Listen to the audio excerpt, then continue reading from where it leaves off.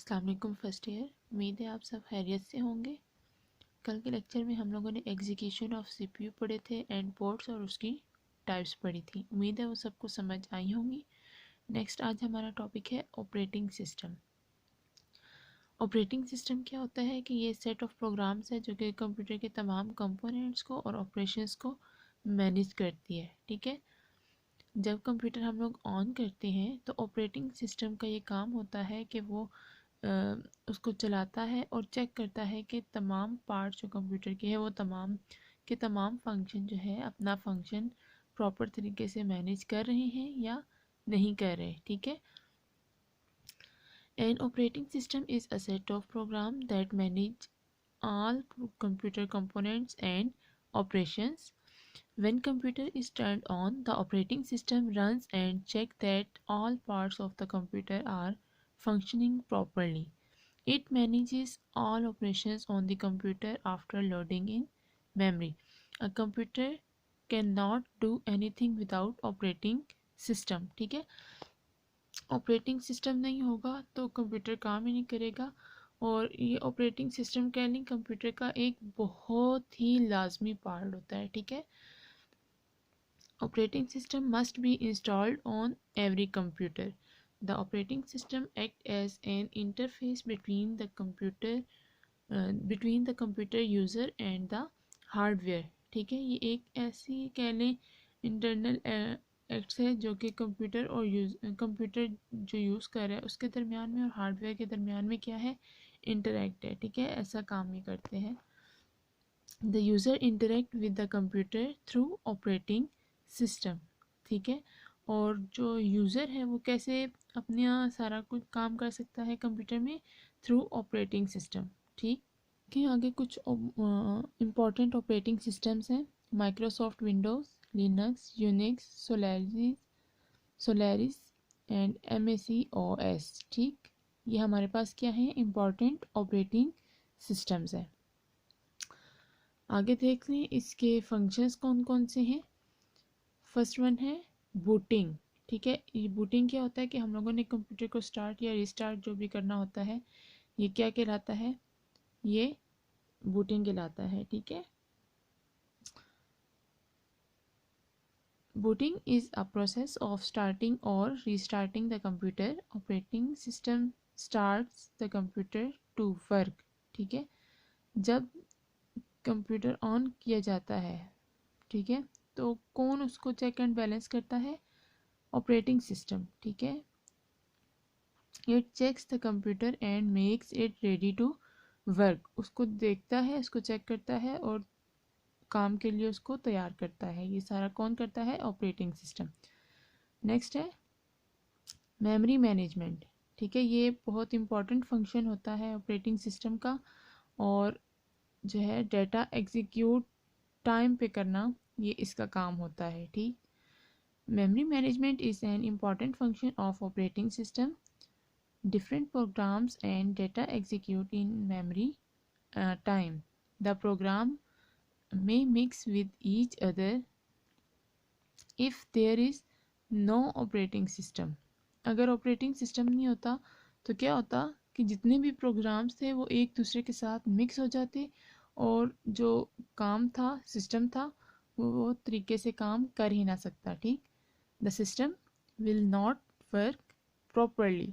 ठीक, नेक्स्ट हमारे पास आ जाती है loading and execution.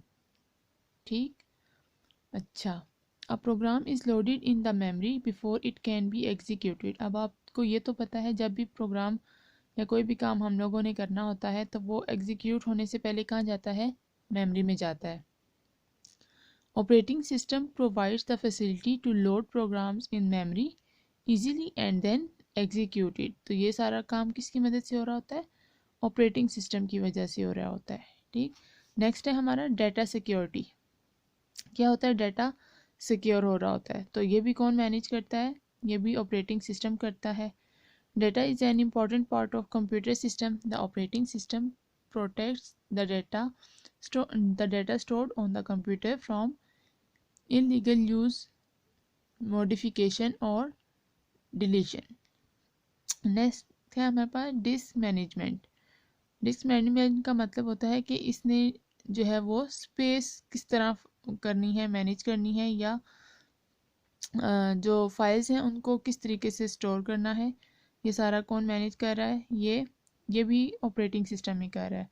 Operating system manages the disc space, it manages the stored files and folders proper way. Next है process management. ठीक, इसमें क्या है, CPU can perform one task at one time. ठीक है, सीपीयू को हम जो भी काम देंगे या जो भी इंस्ट्रक्शन देंगे वो एक काम में एक इंस्ट्रक्शन कर पाएगा। If there are many task, operating system decides which task should get the CPU. ठीक है, तो वो भी चेक एंड बैलेंस कौन कर रहा है, देख रहा है, ऑपरेटिंग सिस्टम देख रहा है। नेक्स्ट है हमारे पास device controlling. Operating system controls all devices attached to the computer. The hardware devices are controlled with the help of small software called device driver. ठीक है, जितने भी हार्डवेयर डिवाइसेस हैं वो सॉफ्टवेयर, स्मॉल सॉफ्टवेयर के साथ जो कंट्रोल की हुई होती हैं उसको हम कहते हैं डिवाइस ड्राइवर्स। नेक्स्ट है हमारे पास printing controlling. Operating system also controls printing function. If a user issues two print commands at a time, it does not mix data of these files and prints them separately. ठीक है, यानी कि अब अगर देखें प्रिंटिंग में क्या है, ज़ाहिर सी बात है कि जब भी हम प्रिंटिंग की कमांड देंगे तो उसको यूज़ करना और उसको भी मैनेज करना अच्छे तरीके से, ये भी कौन कर रहा है, ये किसका फंक्शन है, बेसिकली ऑपरेटिंग सिस्टम का। ठीक है, नेक्स्ट है providing interface. User interface is use to interact with the computer. User interface controls how you enter data and instruction and how information is displayed on the screen. ठीक है, ये basically जो user interface है इसका basic मकसद कहता है कि हम लोगों ने डाटा और इंस्ट्रक्शन किस तरह हम लोगों ने एंटर करनी है। ठीक है, और हमारे पास इंफॉर्मेशन किस तरह डिस्प्ले होके स्क्रीन पे सामने आ सकती है। ठीक है, इसके लिए इन्होंने दो टाइप्स बताए हुए हैं। फर्स्ट वन है हमारे पास ग्राफिकल यूज़र इंटरफेस, जिसको हम GUI कहते हैं। It consist of visual environment to communicate with the computer. It uses windows, icons, menus and other graphical objects to issues command. ठीक है, नेक्स्ट है हमारे पास कमांड लाइन इंटरफेस। ये क्या होती है, it provides an interface to communicate with the computer by typing commands. ठीक है, नेक्स्ट है हमारे पास कंप्यूटर लैंग्वेज। कंप्यूटर लैंग्वेज क्या होती है, हम कंप्यूटर की ना आपको पता है बाइनरी लैंग्वेज भी होती है जिसको हम लोग मशीन लैंग्वेज भी कहते हैं। ठीक है, अब आगे इसकी ना दो टाइप्स हैं जो कंप्यूटर लैंग्वेज है। ठीक है, फर्स्ट वन है हमारे पास लो लेवल लैंग्वेज आ जाती है, दूसरी हाई लेवल लैंग्वेज आ जाती है। ठीक है, तो लो लेवल लैंग्वेज जो है उसकी आगे से फर्दर दो टाइप्स निकल आती हैं, machine language and assembly language. ठीक है, देखते हैं अब इसमें क्या है। A programming language is use to write computer programs. It is a means of communication between user and the computer. ठीक है, a large number of programming language are available for writing programs. The programmer select a programming language according to the nature of the computer. There are two categories of computer programming languages. These are low level languages and high level languages. ठीक है, types में देखें, there are two types of computer programming languages, low level language and second one is high level languages. Low level language देखें, ये कौन सी, ये ऐसी language होती है जो कि कंप्यूटर हार्डवेयर के बहुत नज़दीक तरीन होती है और इंसानों से बहुत दूर होती है, फार होती है। ठीक है, low level languages are near to computer hardware and far for human languages. The two low level languages are machine language and assembly language. Machine language देखते हैं क्या है, a type of language in which instructions are written in binary form. ठीक, किस form में है हमारे पास, binary form 0 and 1 की फॉर्म में, ठीक। क्या कहलाती है ये, called machine language. It is the only language that is directly understood by the computer, क्योंकि कंप्यूटर को तो सिर्फ बाइनरी लैंग्वेज समझ आती है, उसको हम 0 और 1 की फॉर्म में लिखेंगे तो वो इजीली समझ जाएगा, लेकिन इंसान उसको नहीं समझ पाएगा। It is fundamental language of the computer. Second one है हमारे पास assembly language. Assembly language is a low level language, it is one step higher than machine language, ठीक है, एक स्टेप बड़ी है ये उससे। In assembly language symbols are used instead of binary code. इसमें क्या है, सिम्बल्स यूज होते हैं बाइनरी कोड की बजाय। These symbols are called mnemonics, ठीक है, एम साइलेंट हो जाएगा, mnemonics.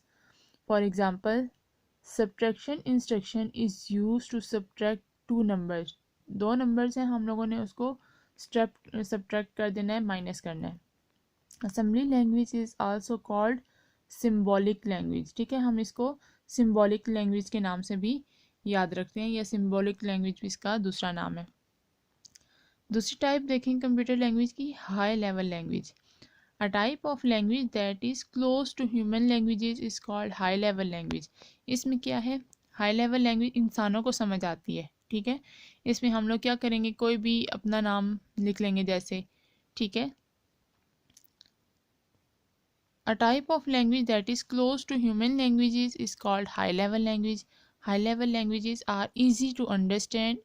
Instructions of these languages are written in English like words such as input and print etc. ठीक है, हम कोई भी नाम लिख सकते हैं और कोई भी वर्ड हम लिख के उसको प्रिंट कर सकते हैं, ठीक है। एग्जांपल देखें, बेसिक इसमें आ जाएगी, सी है, सी प्लस प्लस है, विजुअल बेसिक है, फोरट्रन है, जावा है एंड कोबोल है।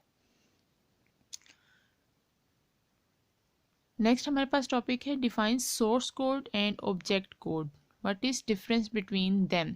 सोर्स कोड क्या है कि ये है हाई लेवल लैंग्वेज के जो प्रोग्राम होते हैं, हाई लेवल लैंग्वेज में जो प्रोग्राम लिखे जाते हैं उनको हम क्या कहते हैं, सोर्स कोड कहते हैं या सोर्स प्रोग्राम भी कहते हैं, ठीक ठीक। और क्या है, कंप्यूटर को जो है हाई लेवल लैंग्वेज की जो कमांड होती है, ये जो स्टेटमेंट होती है, वो कंप्यूटर अंडरस्टूड नहीं कर सकता, ठीक है। A program written in a high level language is called source code. Source code is also called source program. Computer cannot understand the statement of high level language. The source code cannot be executed by computer directly. It converted into object code and then execute. Next है हमारे पास आ जाएगी object code. Object code क्या है, ये भी machine language है। A program in machine language is called object code. It is also called object program or machine code. Computer understood object code directly. उसको direct नहीं, उसको क्या था, cannot be executed by computer directly, और ये क्या था, ये easily understand object code directly. Next देखें जी, हमारे पास डिफरेंस है इन दोनों के दरमियान, सोर्स कोड और ऑब्जेक्ट कोड का। सोर्स कोड है, source code is written in high level और assembly language. Object code written in machine language through compilers.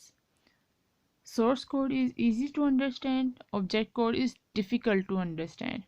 Source code is easy to modify, object code is difficult to modify. Source code contains fewer statements than object code, and object code contains more statements than source code. Next देख लें, हमारे पास बहुत important topics ही चल रहे हैं। हमारे पास है next language translator, ठीक है, ये बहुत इंपॉर्टेंट क्वेश्चन है, ये आते आ भी जाते होते हैं पेपर्स में।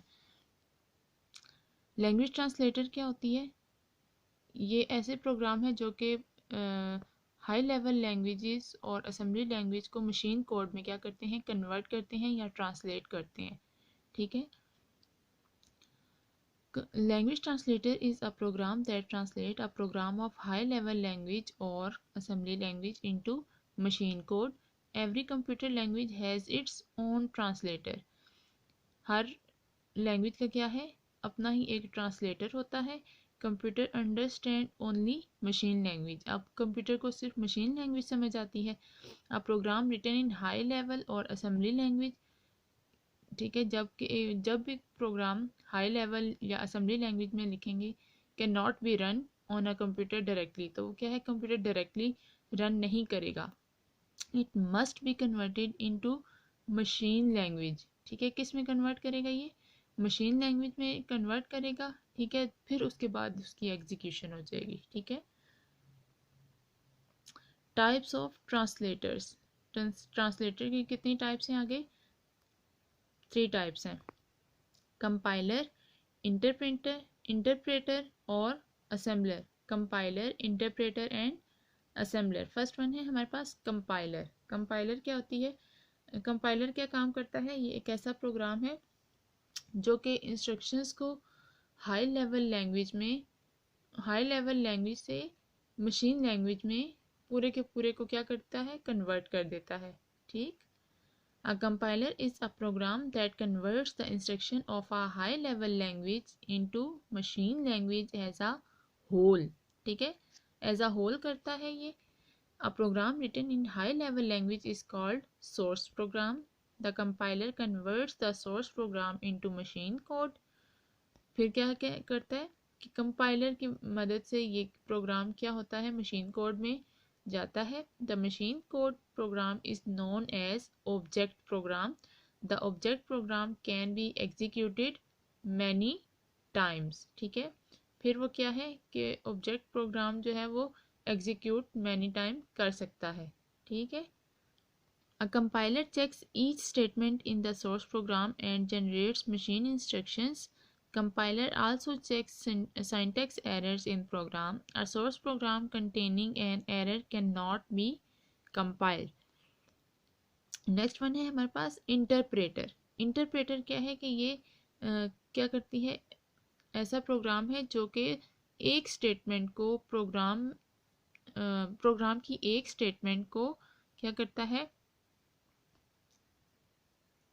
Programme into machine at one time, ठीक है, मशीन में वन टाइम पे ये क्या करता है, कन्वर्ट करता है। And interpreter is a program that converts one statement of a program into machine at one time. It execute this statement before translating the next statement of the source program. If there is an error in the statement, the interpreter stop working and display an error message, ठीक है। ये interpreter की मदद से, ये जो कभी हम लोग कह देते हैं ना कि हम लोगों से कुछ गलत हो गया तो एरर आ जाता है प्रोग्राम में, तो ये इंटरप्रेटर बेसिकली पीछे अपना वर्क परफॉर्म कर रहा होता है। The advantage of interpreter over compilers is that an error is found immediately, so the programmer can correct errors during program development. This advantage of interpreter is that it is not very efficient. The interpreter does not produce an object program. It must convert the program each time it is executed. Basic language uses interpreter. Next है हमारे पास assembler. Assembler क्या होता है कि ये programme को translate करती है, ठीक है, या इंस्ट्रक्शन को ट्रांसलेट करती है असेंबली लैंग्वेज से मशीन लैंग्वेज में। And assembler is translating program that translate the instruction of a assembly language into machine language. Assembly language से जो मशीन लैंग्वेज में कन्वर्ट करेगा वो हमारे पास क्या होगा, असेंबलर होगा। इंटरप्रेटर क्या होगा, जो कि प्रोग्राम की एक स्टेटमेंट को मशीन से एट वन टाइम पे क्या करेगा, कन्वर्ट करेगा, वो हमारे पास इंटरप्रेटर हो जाएगा। और कंपाइलर क्या होगा कि जो हमारी इंस्ट्रक्शन हाई लेवल लैंग्वेज से मशीन लैंग्वेज में कन्वर्ट करता है। समझ आ गई है, का डिफरेंस देखें। कंपाइलर क्या होता है, compiler converts a program into machine code as a whole. Interpreter converts a program into machine code statement by statement. Compiler creates object code file. Interpreter does not create object file. Compiler converts high-level program that can be executed many times. Interpreter converts high-level program each time it is executed. Program execution is fast and program execution is slow. Compiler displays syntax error after compiling the whole program. Interpreter displays the syntax error on each statement of program. Next topic है हमारा difference between memory and storage. Memory is volatile, storage is non volatile. It is faster than storage, it is slower then memory. It is more expensive than storage, it is less expensive than memory. Programs are copied in memory for execution. Programs are stored in storage for distribution. The capacity of memory is less than storage. The capacity of storage much more than memory. ठीक है. सो आज हमारा ये chapter भी complete हो गया. आप इस लेक्चर को गौर से सुने. जो नहीं समझ आता वो काइंडली आप लोग पूछ लिया करें. ठीक है. Take care. अल्लाह हाफिज़.